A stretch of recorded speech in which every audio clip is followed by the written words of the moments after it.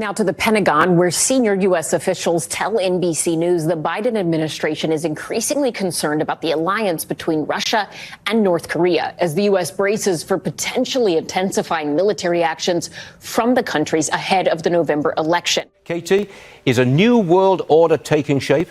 So, yeah, I think the Chinese are setting up the new global world order that's going to rest on China, Russia, Iran, North Korea, whatever they can pick up in the BRICS and the global south, and then they'll reset the rules of the international rules-based order. What has brought them together, quite frankly, it is what you're suggesting is a new world order. Taiwan's Ministry of Defense is responding to a number of Chinese military drills carried out in their airspace. On social media, China says it's testing its ability to seize power.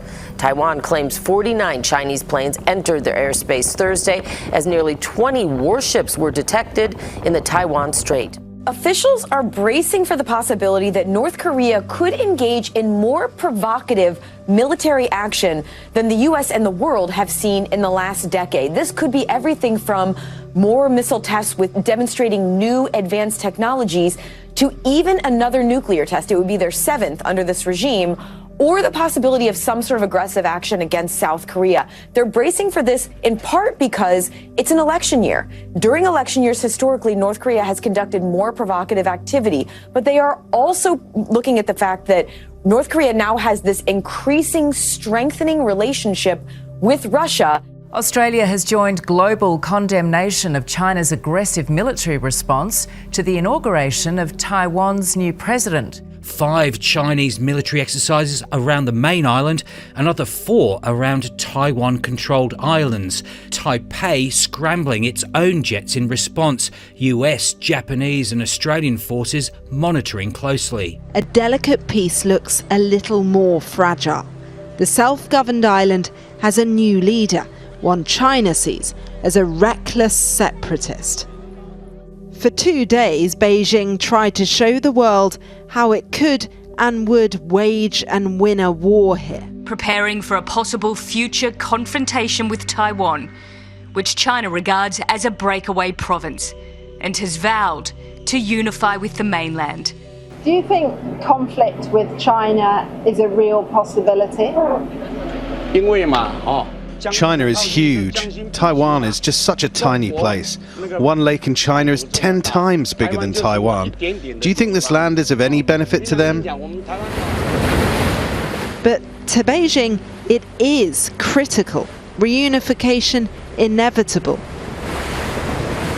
The latest drills, punishment for Taiwan talking about 2 separate countries. Yeah, good afternoon, Simon. I mean, the South China Sea is at a crossroads, really, of 2 global maritime routes. It's a link between the Indian and Pacific Oceans. About a third of the global trade runs through this area. Also, in the South China Sea, there are massive oil and gas reserves. They've quoted that 11 billion barrels of oil are in there, and that, by reference, that's about 30 years of UK production. It's a huge amount. Now, China's been absolutely building artificial islands all over the place, militarizing them in trying to extend their influence there.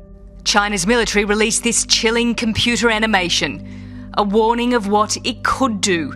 With the largest navy in the world, rockets rain down on Taiwan. We see the island surrounded on every side until it is taken. Taiwan has scrambled its military in response. Do you think that Beijing is preparing for war? Certainly, yes. China is preparing for war.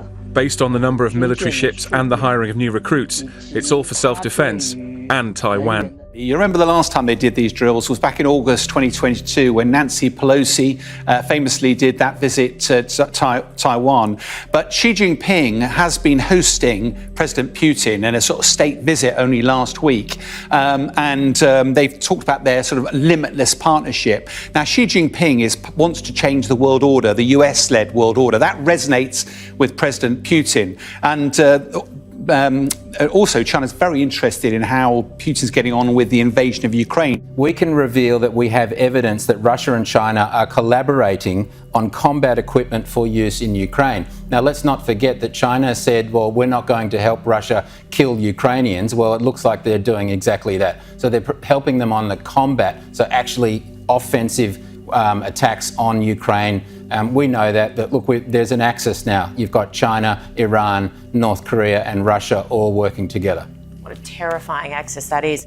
Yeah, well, it's part of what you're talking about is this new global world order and the new Cold War, which is going to be led by China, Russia, North Korea, and Iran. What do you make of 100 Chinese nationals trying to get into U.S. military bases, appearing as tourists and saying, hey, all have the same story?